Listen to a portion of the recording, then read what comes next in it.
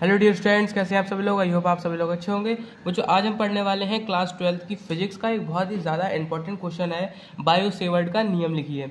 बच्चों, ये जो आपका बायो सेवर्ट का नियम है, हर साल आपसे बोर्ड एग्जाम में पूछ लिया जाता है, तो खासकर 12th क्लास के बच्चों को इस पर काफ़ी ध्यान देना है और इसको तैयार कर लेना है। इसके बाद आपके 5 से 6 अंक आपके पक्के हो जाएंगे।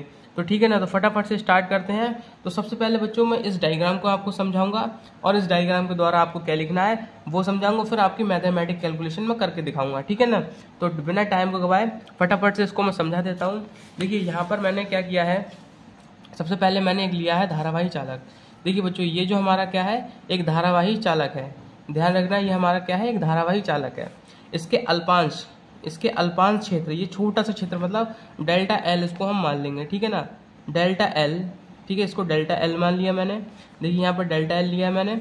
क्या बोलते हैं, इसके काफ़ी छोटे क्षेत्र, मतलब यहाँ पे दिया है ना, इसके अल्पांश, अल्पांश का मतलब बहुत छोटा सा अल्पांश, अल्पांश लंबाई डेल्टा एल के द्वारा, डेल्टा एल के द्वारा किसी बिंदु पर, देखिए यहाँ से डेल्टा एल के द्वारा किसी बिंदु पी पर, इसको बिंदु पी मान लेंगे। किसी बिंदु पी पर आर दूरी पर चुंबकीय क्षेत्र उत्पन्न हुआ है। ठीक है ना, जैसे हम पी से दर्शाएंगे। अब डेल्टा एल के द्वारा है तो हम डेल्टा बी मान लेंगे। ठीक है ना, अब क्या होगा बच्चों, इसको मैंने नाम दे दिया y और इसको नाम दे दिया मैंने x। ठीक है ना, अब जो इस धारावाही चालक हमारा, इसमें I धारा बह रही है। ठीक है ना, अब यहाँ पर कुछ ना कुछ कोण बना है बच्चों, देखिए इन दोनों के बीच में कोण है, तो हम इसको हम थीटा मान लेंगे। तो मैंने बस यही समझाया है इसमें। मैंने सबसे पहले क्या किया, एक धारावाही चालक लिया जिसमें धारा I बह रही है। यहाँ से अल्पांश अल्पांश क्षेत्र, ठीक है ना, अल्पांश लंबाई डेल्टा एल के द्वारा किसी बिंदु P पर वैद्युत चुंबकीय क्षेत्र P है। ठीक है ना, जिसको हम डेल्टा बी नाम हमने दे दिया है, जो कितनी दूरी पर, R दूरी पर है।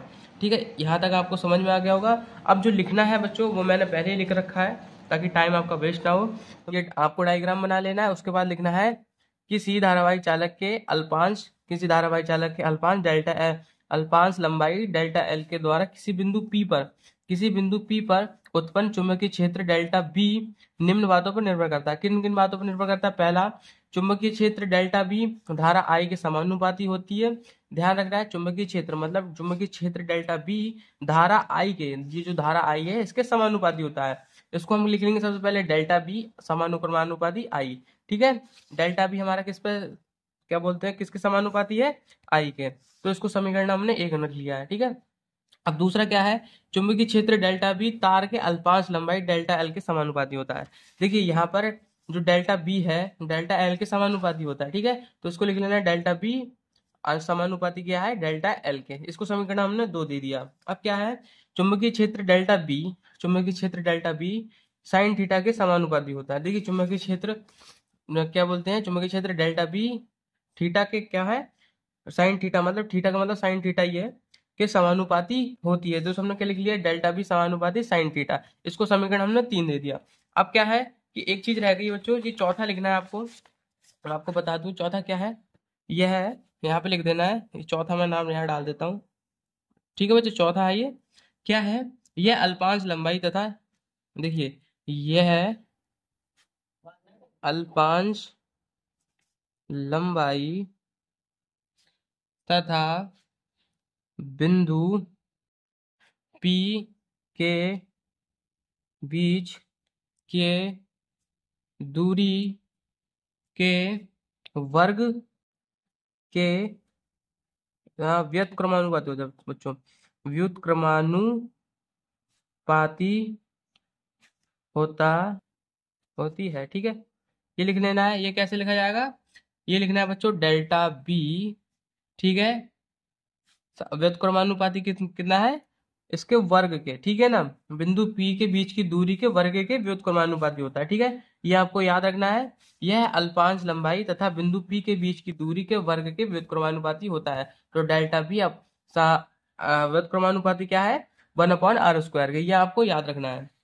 ठीक है, ये चार चीजें लिख ली। आप देख लीजिए, पहले मैंने ये लिखा है, ये दूसरा, तीसरा, चौथा, इसको समीकरण हम क्या दे देंगे, 4 नाम दे देंगे। ठीक है, अब क्या करना है, यहाँ पे लिखेंगे चारों चारों समीकरण को मिलाने पर, चारों समीकरण को मिला देंगे।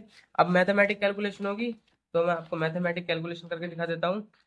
देखिए चारों समीकरण क्या थे हमारे, सबसे पहला है इसको हम डेल्टा बी को हम ऐसे लिख लेंगे, ठीक है ना, डेल्टा बी तो सब में डेल्टा बी लिख लिया।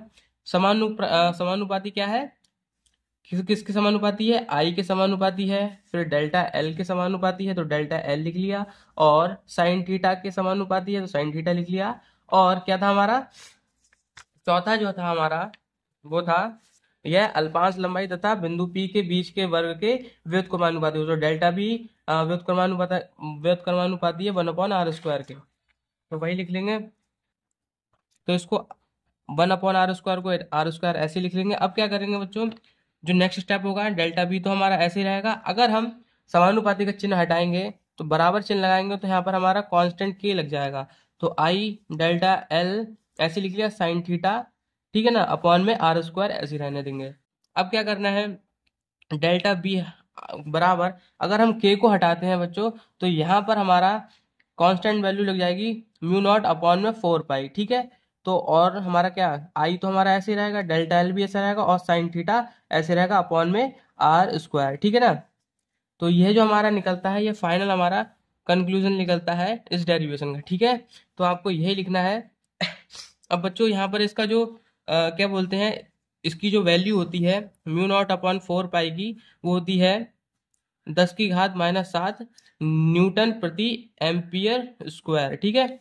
ये होती है इसका मान, मात्रा क्या बोलते हैं, इसकी जो वैल्यू होती है वो ये होती है। फिलहाल में आपको यहाँ तक लिख लेना है, या आप यहाँ तक लिखेंगे तब भी आपका काम हो जाएगा। तो आई होप आपको वीडियो अच्छी लगी होगी। तो वीडियो अगर अच्छी लगी तो बच्चों वीडियो को लाइक कर दें, और चैनल पर नए हो चैनल को सब्सक्राइब जरूर कर दें। मिलते हैं नेक्स्ट वीडियो में, तब तक के लिए जय हिंद जय भारत।